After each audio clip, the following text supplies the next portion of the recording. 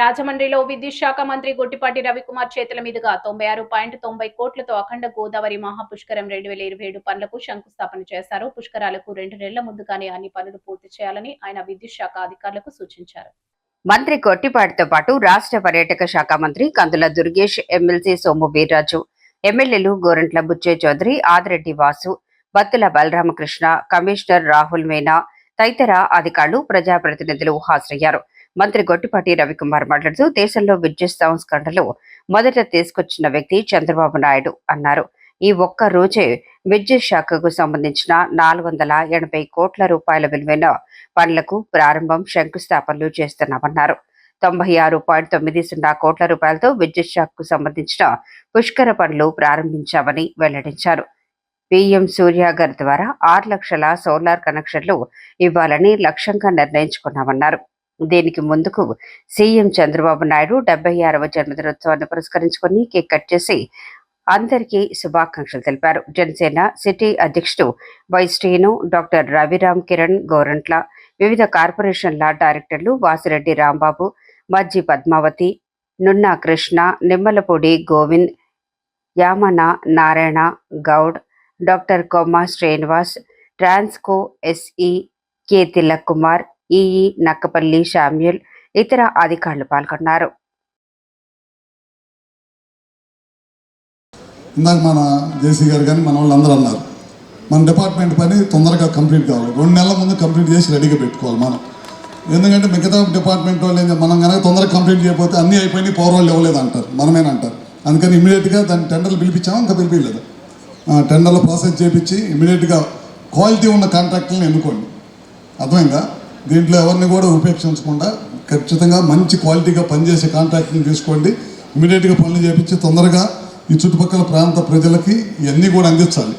ఇవన్నీ కూడా తప్పకుండా చేస్తాం. వీటితో పాటు ఇంకా మన ఎమ్మెల్యేస్ కానీ వీళ్ళు ఎక్కడన్నా మనకి టౌన్లో కానీ ఎక్కడన్నా లో వోల్టేజ్ ఉన్నా ఏదన్నా ఉన్నా సరే తప్పకుండా వాటిని కూడా తీసుకొని ఫస్ట్ ప్రయారిటీ ఉన్నాయి చేసి తర్వాత అవి కూడా తీసుకొని తప్పకుండా చేపిస్తాం. అదేవిధంగా వాళ్ళు దాదాపు 8 వర్కులు ప్రారంభించడాలు కానీ శంకుస్థాపన చేయడాలు కానీ ఏదైతే 485 కోట్ల రూపాయల పనులు ఇవాళ ఒక్కరోజే చేస్తున్నాం విద్యుత్ శాఖ నుంచి.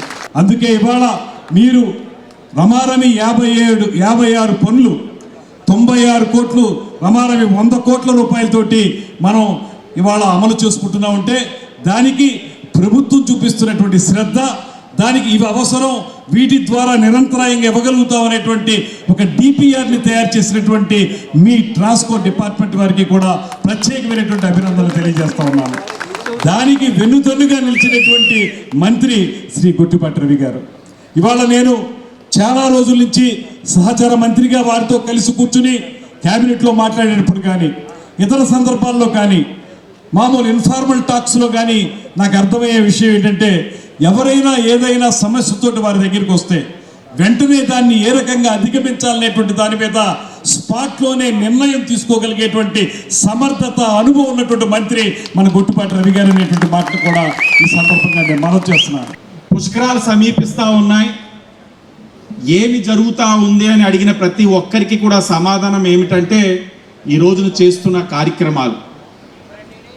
రాజమహేంద్రవరంలోని మన అందరికీ కూడా ఎప్పటి నుంచో కళ అండర్ గ్రౌండ్ ఏదైతే కేబులింగ్ అన్నది, పవర్ కేబులింగ్.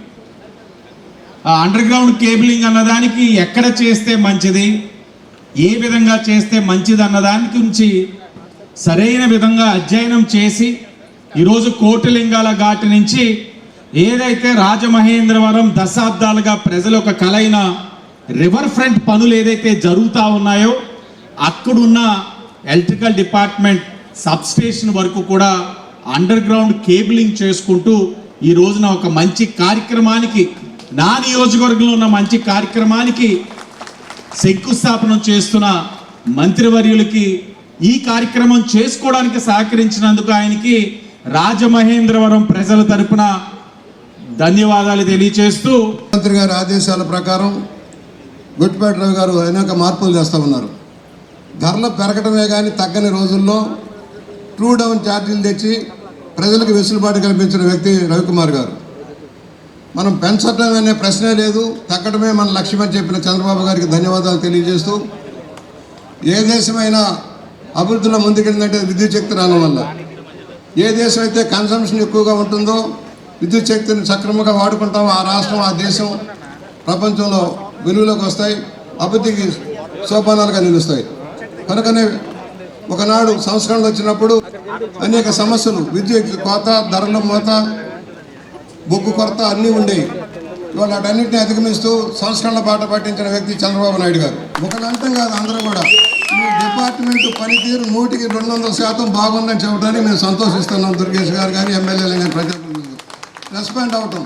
చిన్న చిన్న లోపాలు ఏమైనా ఉండొచ్చు కానీ మ్యాక్సిమం డిపార్ట్మెంట్ పర్ఫెక్ట్గా వర్క్ చేస్తూ ఉంది, అభివృద్ధిలో ముందుకు తీసుకెళ్తున్నాం. రాజమండ్రికి అతి సమీపంలో 220/33 kV మన సబ్స్టేషన్ శాంక్షన్ చేసి 49 కోట్ల రూపాయలతో నిర్మాణం పూర్తి చేసుకొని ప్రారంభోత్సవానికి విచ్చేసినటువంటి మన పవర్ మినిస్టర్ గారికి, అలాగే మన జిల్లా మంత్రి గారికి కూడా హృదయపూర్వకంగా ధన్యవాదాలు, శుభాకాంక్షలు తెలియజేస్తున్నాను. ఎందుకంటే అది చిరకాల వాంఛ.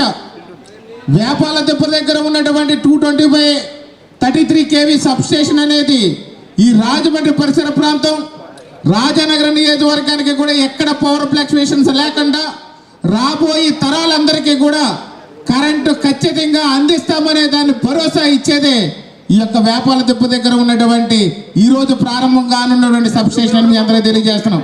ఆ దృష్ట్యా పవర్ అనేది చాలా ప్రధానమైనటువంటి అంశం. పవర్ అంటే రాజకీయ పవర్ కాదు, ప్రజలకు ఇచ్చే విద్యుత్ శక్తి అనేది చాలా ప్రధానమని గుర్తించినటువంటి ఎన్డీఏ ప్రభుత్వం ఈవేళ అది ఉంది. కాబట్టి పుష్కరాలకి మనకి రాజమండ్రిలో మొట్టమొదట టెంపుల్స్ని ప్రారంభించారు మన మంత్రి గారు. ఈవేళ ఎన్నొచ్చినా మళ్ళీ పవర్ కావాలి, సబ్స్టేషన్ కావాలి. దానికి తగ్గ 100 కోట్లు సుమారు శాంక్షన్ చేయించి, పవర్ ఉండడం గొప్ప కాదు, మనకి ఈవేళ కోట్ల మంది భక్తులు వస్తారు రాజమండ్రి. ఆ సందర్భంలో మనకి ఇన్ఫ్రా, ఈ సబ్స్టేషన్ని కూడా అవసరమైనటువంటి విషయాన్ని గుర్తించి దానికి వెంటనే నిధులు శాంక్షన్ చేసి రెండో మంత్రిగా వచ్చి మా రాజమండ్రికి మన పుష్కరాలకు సహాయం చేస్తున్నటువంటి పెద్దల్ని నేను వినయంగా వినమ్రంగా నమస్కరిస్తూ ముగిస్తున్నాను. జై హింద్, జై భారత్.